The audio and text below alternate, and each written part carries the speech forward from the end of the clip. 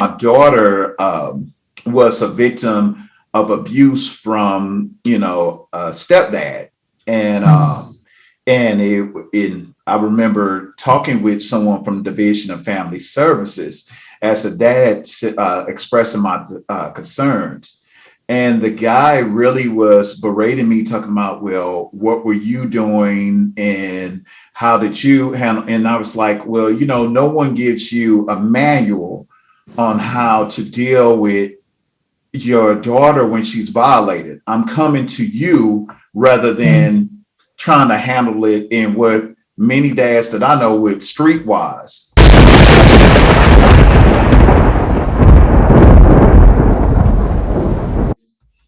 In particular, when you talk about that whole idea of the quote unquote teaching these dads how to be responsible, and then we look at the court system, it has been a space of conflict for Black males, in particular, in those spaces. They kind of speak down to you or feel like they make you feel like you are not effective as a parent. Is how do we diffuse that so that Black males will see these resources as not someone that's trying to control them or, interfere? Oh, the mistrust is valid.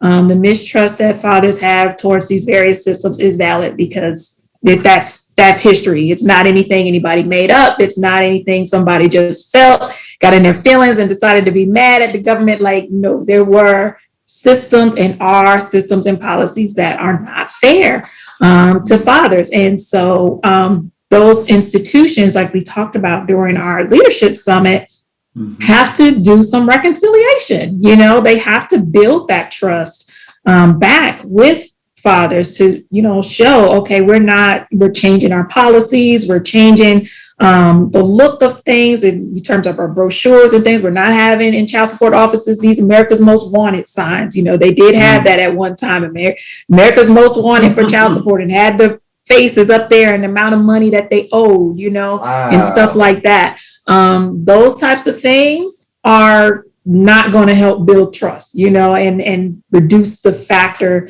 of fear, that folks feel in coming into those offices and things like that. So it's going to take work on the institution's part to build that trust with fathers so that they are feel comfortable saying, okay, this is my issue, and I'm coming here to get help.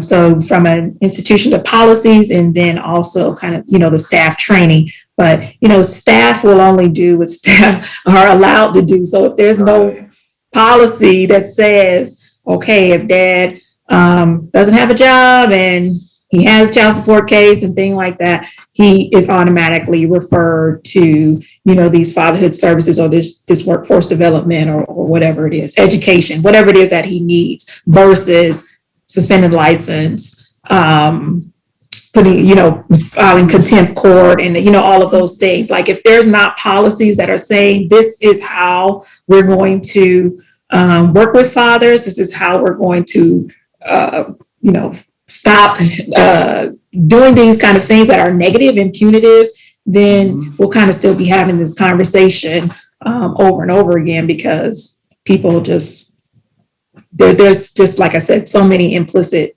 bias and things like that. And if it is already kind of in the history of how the institution operates, if you don't have a policy to redirect that, it's going to be hard. It's going to be hard to change just by public will. It's like, if you're just waiting for someone to, like me, to come along and be like, I just can't do this. I have to be, sensitive to the father's need. There's not going to be 1,000 needs, so there has to be policy that says, this is what we do. This is how we operate. And if you don't, you're basically not doing your job.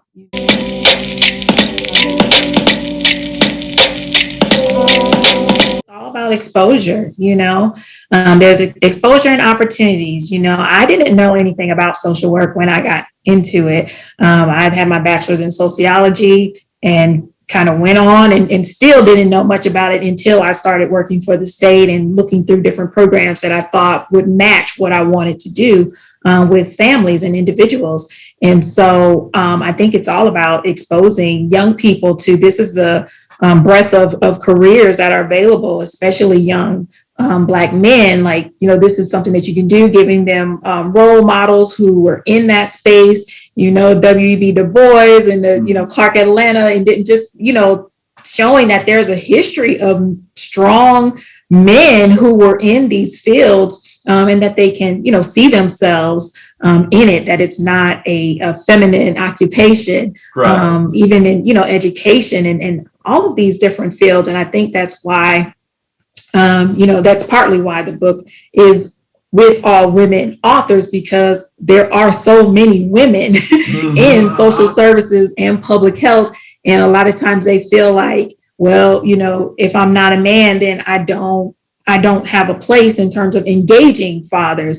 And it's right. Like, well, if you are working in social services, you're working in family services or education where you're working with parents, you need to know how to engage fathers as well. And so having them hear from other women, this is what I did, this is what I experienced, these are the types of approaches that I use with the father, this is how he responded or not, right. This is the type of knowledge and skills and mindset that you have to bring to this work. Hearing that from other women, I think it helps, and it brings a light bulb on when they may have some defenses if they hear it from you or they hear it from, another male. So it's the same thing with young men.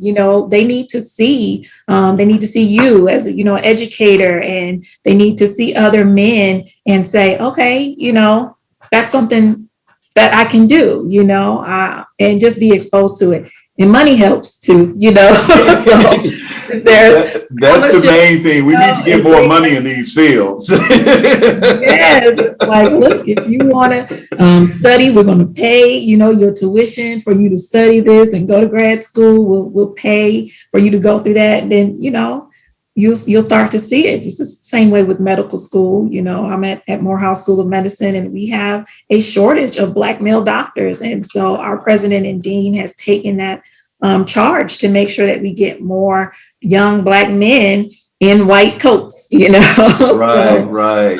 It just has to be intentional, and we can do it.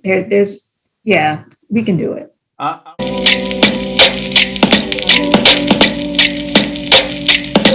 I want you to tell the viewers about your upcoming program, because I call this crew, I dub you guys the Dora Morjay. From I don't know if I'm pronouncing it right, from the Black Panther, like the yes. The group of badass intellectuals that's out there fighting for fatherhood. So, like, if you would, please share, this upcoming event that I think is going to be powerful, and share that with the viewers of what's coming up that Atlanteans can take advantage of. Oh, yes. And so Black female fatherhood scholars, this is my tribe, it's just like amazing how it all came about. They've only been in place since May of last year. Wow. However, we are all women Black women who either are researchers or practitioners or policymakers, and all have a passion for improving the lives of fathers and their families, and advocating for equitable services and research in the space. And so on next Wednesday, March 24th, we are going to basically introduce our network to the public. You all get a chance to hear from us. Not anything formal, like we're not going to be doing presentations or anything like that, but just like this, we're going to chop it up. We're going to talk about, right. Why Black fathers are important and essential to the family, and just, talk about our own experiences with, having fathers, or how has that shaped our work and things like that. But really just keying in on, women, we need to lend our voices to this work, and be able to make a change in our seats as well. So next Wednesday, it'll be on Facebook, and you can also register. You can find them through Eventbrite. Register, you'll get a Zoom link, and we'll be there.